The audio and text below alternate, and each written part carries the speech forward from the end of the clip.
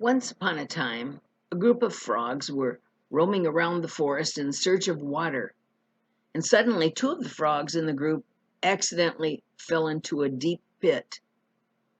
The other frogs worried about their friends in the pit, and seeing how deep it was, they told the two frogs that there was no way they could escape the deep pit and there was no point in trying.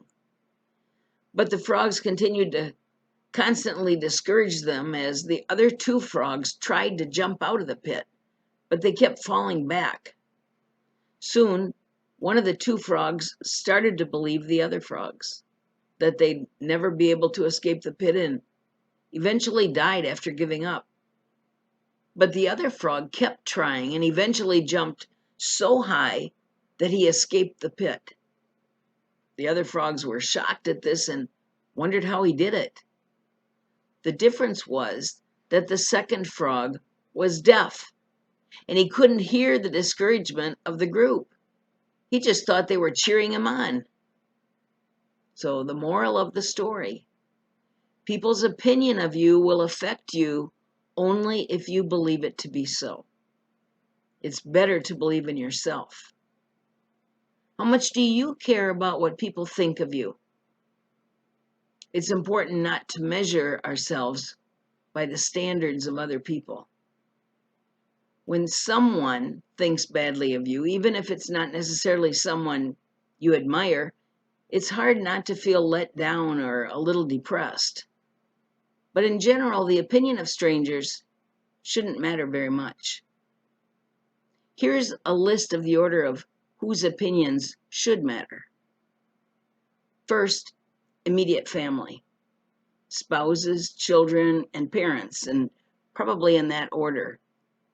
Then we have bosses and close friends.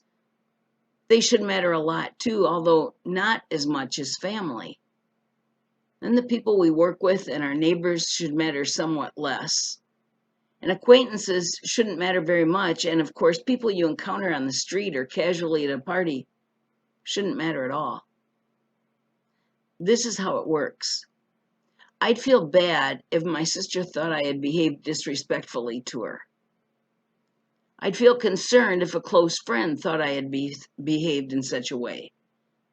And if an acquaintance said something about it to me, I might stop to think about it. But if it was a stranger, I wouldn't pay any attention, and I'd have forgotten about the incident a few minutes later. If a stranger thinks your hair is too long or too short or your laugh is too loud, you shouldn't care. With a lot of people that you have contact with, it doesn't matter if they approve or not. And yet, there are some people who want to try to present themselves to the world as being without a single flaw, or anything someone might think is a flaw or failing or a weakness. They try really hard not to let any criticism enter into their little world. But the fact is, none of us is perfect yet. And most people will accept us in spite of our shortcomings. Most of the time, they won't even think twice about something that may have haunted you for years. Don Fisher told me that his mother used to tell him, if you knew how seldom people think of you, it wouldn't bother you what they think. Such wisdom. Some people will disapprove of you, of course. No matter who you are, some people will disapprove. Usually those are people who like to look down on everybody. They judge everybody unfavorably because of their own emotional needs. They'll consider some people not well educated enough, or from the wrong background, or living on the wrong side of town, or to something or other. Such a person, even if he or she is a family member, isn't worth paying attention to. It's possible to grow accustomed to this fact. Some people will like and approve of you, and some won't. Some people have a vested interest in thinking you're deficient. They'll think you're wrong no matter what you do. But others will take one look at you and approve. They'll admire you for the things you take for granted.